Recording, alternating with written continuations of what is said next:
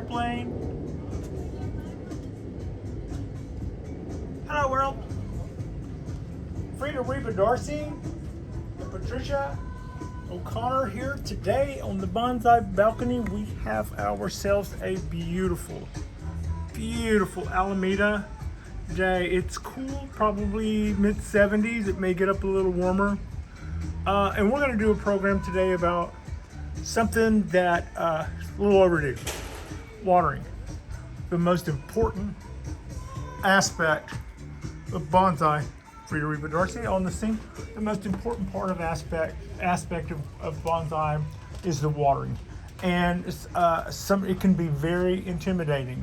For instance, some trees are known to be going in. You start learning about trees. You get a fascination for bonsai, and then you go, maybe I want this, maybe I want that, maybe I want this thing. These guys, these three bald cypress in front of me, if you could stand roughly right there with this and pour water on those three trees once a day that stand and deliver, then you can have those bonsai trees. Those could be your bonsai tree, or some just like that could be your bonsai trees, and you and those trees could have a bonsai master / tree artwork thing for years together. Same with my oaks. Both of those guys. If you can deliver water to them on a daily basis, they will probably like you just fine. If you deliver water indiscriminately on a daily basis to the pine trees, some of them will not do well. The Japanese black pines, they want water when they need water, and if you water them more than that, that will start a slow decline, which will lead to more decline until they can decline right on out.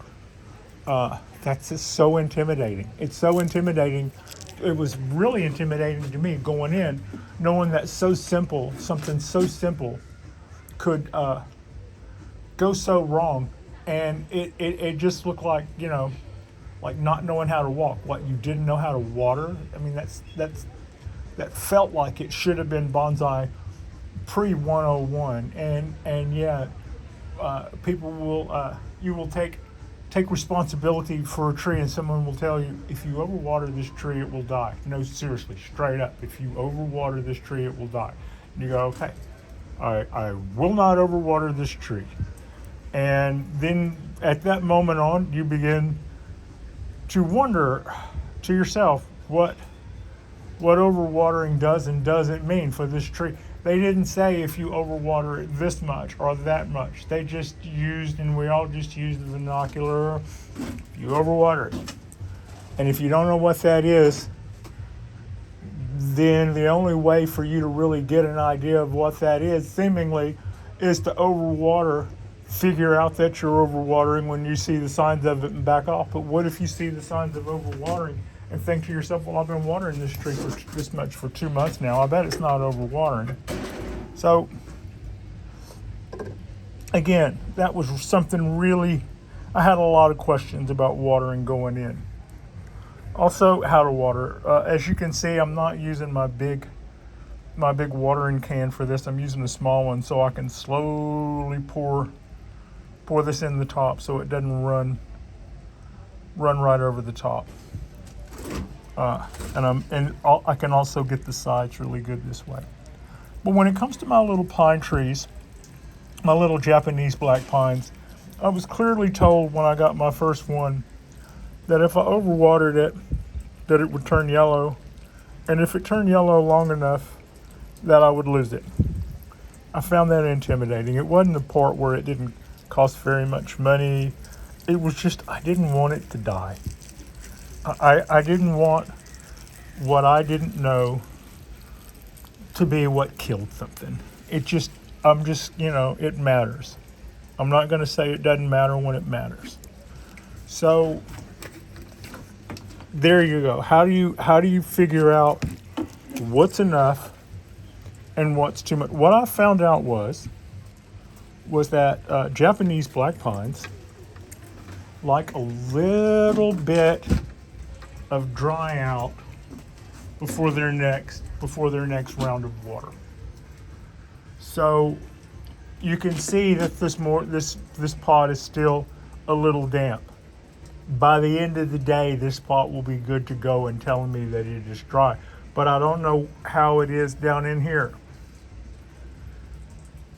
At some point, I'm going to look at the ground up here and see that it's dry, and I'm going to think the tree needs watering. And if I'll water it, and it's only like that on the top, but down here it looked like that, then it was still wet and it didn't get a chance to dry out before I made it wet again. Now, what kind of experience would I have to know that this looks like it needs watering, and this looks like it needs to wait a couple of hours, if not till tomorrow, to need watering? What kind of experience would tell me to do that? A couple of things. One, if I spent a summer at a bonsai garden that was of some size and had a lot of pines, and come repotting season, I found myself a part of a team that had to repot hundreds of these, and I might very well get a good feel for taking something that looks like this, taking the tree out of the pot, looking and breaking down that root ball, and then still seeing how much moisture is in there. That would give me a year from now, I would come away with better knowledge. When I looked at that, I would be able to better envision what's going on inside there. What's going on inside there? Because that looks pretty dry. That doesn't. They were all watered at the same time, but that's larger and is able to hold more. And these have dissipated their water faster. So, one thing that helped me to envision what was going on down there, and I just put these in about 20 minutes ago in pots that probably already needed watering, but these weenie skewers that you see down here is something that you will not have seen on my trees in quite a while unless you went and played back a couple of years ago. When I was intimidated by what was and what was not a lot of water and how to get a feel for that, what I found was a big help to me was to put these little sticks or bamboo or weenie skewers and use them as a dipstick, the same way you would check the oil on your car or the transmission fluid on your car, if you know about that. But what we're doing is, by putting this piece of wood in there, we can see how far down the moisture goes. It's fairly accurate. It can show that there's, in some cases, some moisture in the pot when really the stick has wicked the last of it and is the last to show complete dryness. But within a little bit of room for error there, you can basically get a really good feel for how much moisture is in a pot if you simply leave a skewer in there and then pull it out and read and see where the moisture level is. And you can kind of get a feel for what the moisture looks like when it's in there. This one's dry. This one's moist halfway down. This one we could see was moist halfway down. This one's dry. And that was by putting those three in there about 15 minutes before I started the show, so I would have something to do while I was describing the dipstick method for checking your water.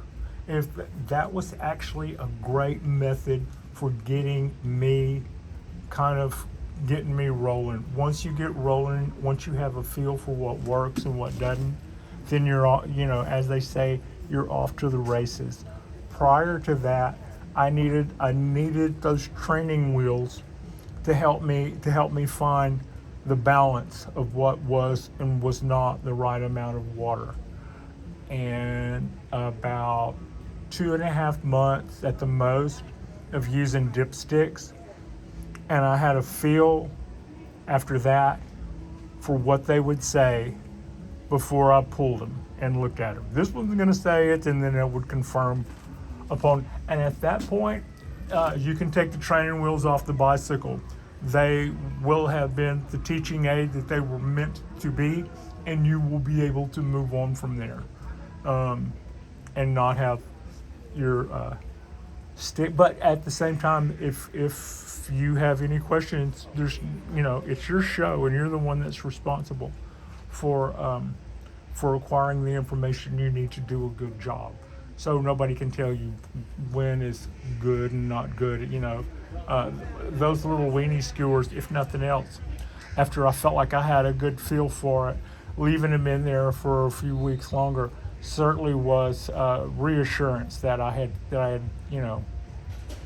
that I was on the right path. I would say that one little trick made a huge difference on whether or not I had a little black pine and was able to keep it or wasn't able to keep it. Now, at the same time, I would also point out that if you have, like for instance, while we're talking about black pines, if you have one Japanese black pine and you've heard that they can be tricky, or that you've got to learn about doing candles and needle plucking and all that, and you wonder what all of that is all about, and it just maybe seems a little intimidating, so you think, well, I'll get one. Okay, here's your one tree. Go get it, tiger. What are we gonna do? Well, right now it's already got some motion in it, and the needles look green, so we're not gonna do anything but water it. Well, that's your one job to do, and this is your one tree, and there went our lights.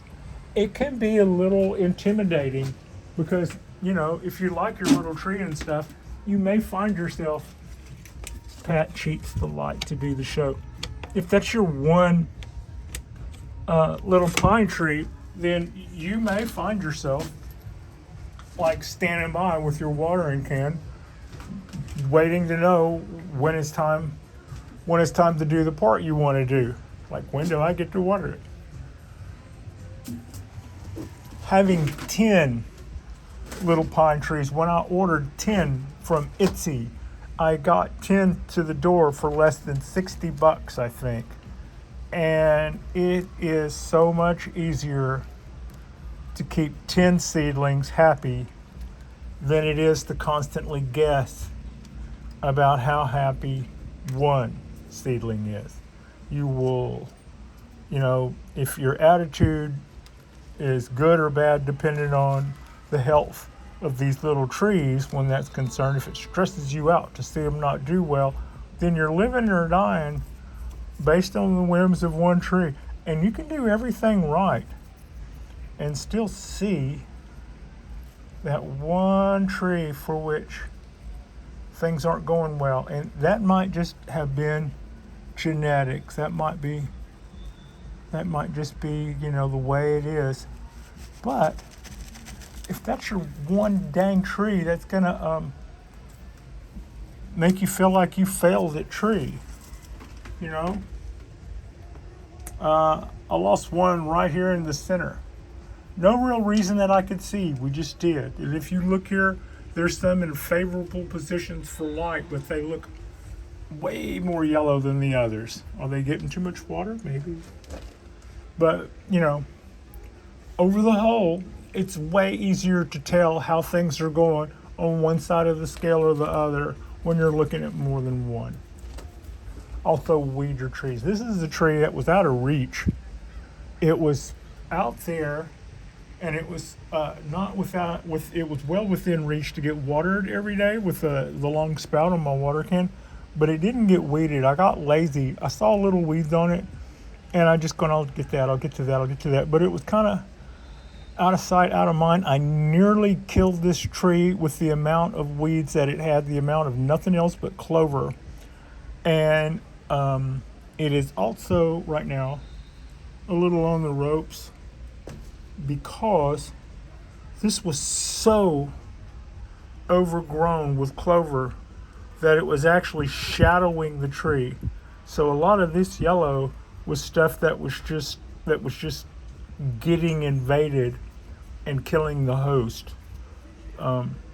Pulling up root balls that big probably also did root damage to that guy. So even though now I've eliminated what was taking it out, and I didn't do that in a timely manner. I am so sorry, little pine tree. And this tree is in an orchid pot. You can tell by those holes there. But it has good exposed roots going there. It's got so much going on in the way of that trunk. There is so much movement to be had there, and those buds coming out of the top look really promising. If it survives me pulling up all those roots, which would be like a root prune, and if it's okay with that, this could come out to be a really nice looking little tree. Also, I need to feed it. Also, we need to feed that little tree. Free to there in the dark, blurry in the dark.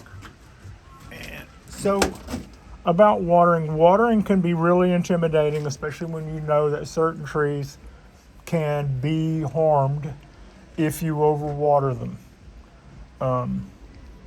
And the best way to figure out what that is to find out by definition what people mean when they say overwatering. Dry for a day, dry for 2 days, almost dry, and then water it again. For instance, they say when it comes to the bald cypress, you can grow those in water. Same with the wisteria, that's the pan of water. When it comes to the Dawn redwood, the bald cypress's close cousin, they don't say you can leave it standing in water. They say it likes its feet wet, which is to say that if down here at the bottom of the pot it's still damp, that's cool. When it gets dry up here at the top, you need to water it again because it likes its feet wet, as they say. So, yeah, that's kind of what's up there. That is a little bit more of the ins and outs of something that going in I found to be rather intimidating. When you are new to bonsai, you are more likely to underwater something. And you are also more likely to think someday you'll have that watering thing down pat. What they tell me is that you never really feel like you have that watering thing down pat. The longer you're at it, the more likely you become to overwater instead of underwater. And yeah, both can lead to hardship. Now, you're not going to overwater a pine tree in one day. If you've got a day where it's 100 degrees and you watered the tree 3 times, that one day of overwatering isn't going to be to the detriment of your tree. You're more likely to lose the tree over that 110 degree day. So it takes 2 or 3 days of submerging the roots to drown them. And usually when you drown roots on something, it isn't really totally because of the water. It's because of the lack of oxygen in the water. As is to say, you can root things in water, but only if you change the water every day. For also our ponderosas. My ponderosas want less water than my Japanese black pine. So for me, it was learning in stages. If I overwater this, it will begin to turn yellow. I might deduce that the reason it's turning yellow is because I'm overwatering and back off the watering and see it green back up again. If I overwater this, it just dies. I get root rot that I don't know that it has, and by the time those roots recover, it packs up and is gone. So that's kind of what can happen there. I have to watch out for this guy on the rainy seasons, for example. And yeah, that's a little ditty. That's our little ditty about watering. I think the weenie skewers that I put in place on my trees have gone a long way towards helping me get a feel for what's going on inside the pod. So that, for instance, that looks dry, that looks dry, that looks dry. But when I put a little weenie skewer on them, this guy could go a little while, and we can see this guy can go a little while. But the question is when the top is dry, is it still wet here? And if I'm just looking at this and I'm keeping this damp longer than I should, then that could end up being bad. And that's what these little guys did a really great job of helping me get a better feel for. Like and subscribe if you guys have not already, a little quick look at our coastal oak that's just putting out buds like nobody's business. It's going to be, look at all of it. Just look at all of that. Our next drop will probably, we could do, I would expect a Saturday Night Live bonsai from us tonight. And after that, we will go back to our midweek thing. I appreciate you. Frida appreciates you. And thank you so much for watching.